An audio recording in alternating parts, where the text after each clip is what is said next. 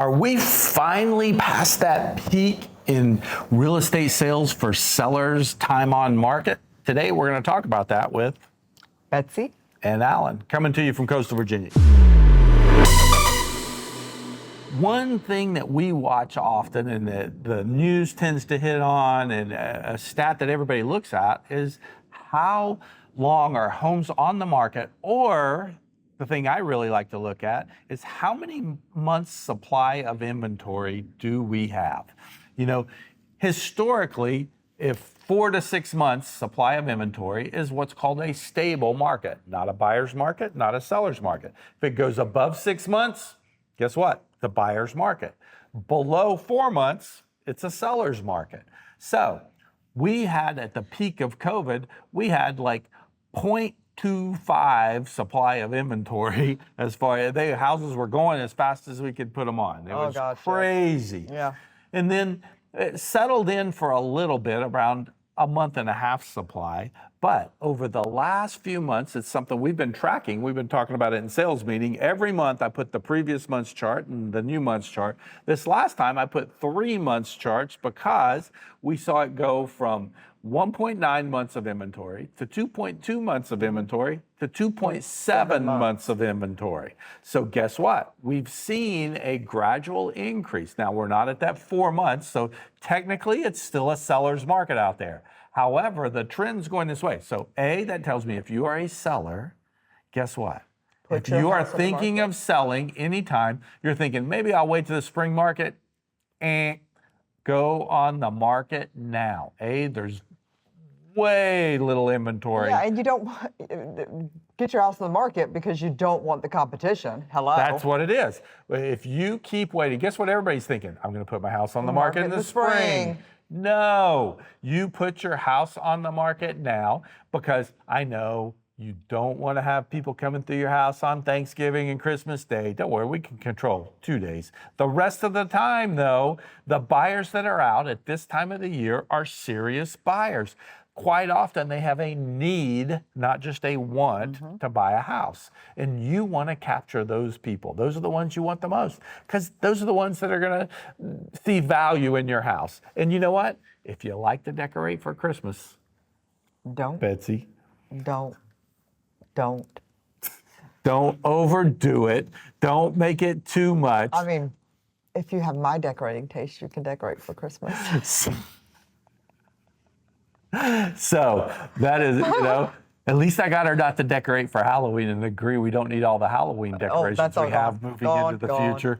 So please don't decorate for Halloween and put your house on the market. I might. No, do not do it. Do not do it. So is it a buyer's market yet? No, but we are seeing it slow down.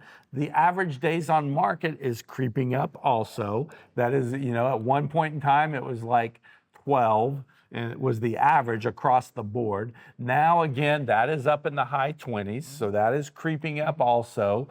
Nowhere near like the panic days when it used to be 9 months on the market. That was a strong buyer's market. But what's interesting, what's very interesting is I had a house the other day, and my people were like, oh, we're a little bit nervous. Well, 2 weeks in, we had multiple offers. We had 3 offers on their house 2 weeks in, the same day. So very interesting. And houses are still, we're not like some, I'm not saying all houses, because we are seeing some price reductions. Right. But, and that's an indicator. Another key indicator, this is one thing I've always watched, is, no offense, but some of the stingiest people out there are builders. And when builders, because they operate purely on numbers, it's not emotional for them at all. They have people, sometimes investors and bankers, they're responsible for and reporting, and so they're all about the numbers. When I start seeing builders offer incentives and offer commissions, that is a leading indicator that things are staying on the market longer, because they have projections that they turn things over at a certain pace. And if that pace slows for them, they've got money due to bankers and money due to investors, and they start offering incentives, cutting into their profit margin to have faster turnover. And guess what we are seeing now? we're starting to see some of those builder incentives And come to they the are market. all, even on their inventory that is sitting readily available on market, they are accepting home sale contingencies. Yes. Builders, and that did not happen for years. Right. So now that is a leading indicator of which way the market's going. It's starting to sway a little bit more in favor of buyers. The other thing is we're starting to see buyers, as you said, be able to get contingent contracts on the books. Oh, yeah, And we're definitely also get starting to see them be able to ask for some closing cost concessions sometimes. Yes. And we're also starting to see them get a few more repairs off the inspections than they've been able to in the I did a past. 2-page picker yesterday. All of those are indications of which way the market's heading. Even if you don't have the stats, those things alone will tell you we're starting to go that way. Now, does it always go? Is it going to go a full-fledged buyer's market? My opinion, my experience, I don't think so. I think we're going to get up to where it's a little more balanced. And one thing that could stop that balance from happening, though, is if interest rates go down anymore, I think what's going to happen, we're going to have so many buyers come into market, the price is going to go up. It's going to weigh it back in favor of the sellers. If interest rates stay where they are or bounce up a little bit, I think the market will start swaying a little more favor of the buyers, only to the point of a balanced market. I don't see it turning into a full-fledged buyer market out there. Yep. So make sure that you like us Love us. and follow us below, because I would love to bring you more statistics and more numbers on what's happening, because it is always a fluid market that is ever changing. So if you know in your market, some of y'all might be watching this, from around the country or in specific areas, that you know that your market has changed because what has happened in Florida, Oh, yeah. Texas, They're definitely in a buyer's market.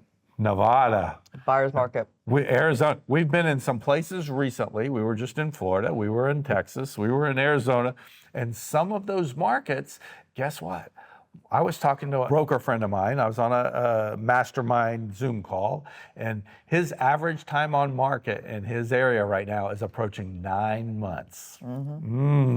That is a buyer's market. Anything over that 6 is a definite buyer's market. Yep. So if you want to tell us what's happening in your market, please comment below. Tell us. I'd love to hear about it. It's great for us to see what's going on in different markets, because sometimes we can predict trends here based on what we see other places. So until next time, it's Alan. And Betsy. See you soon.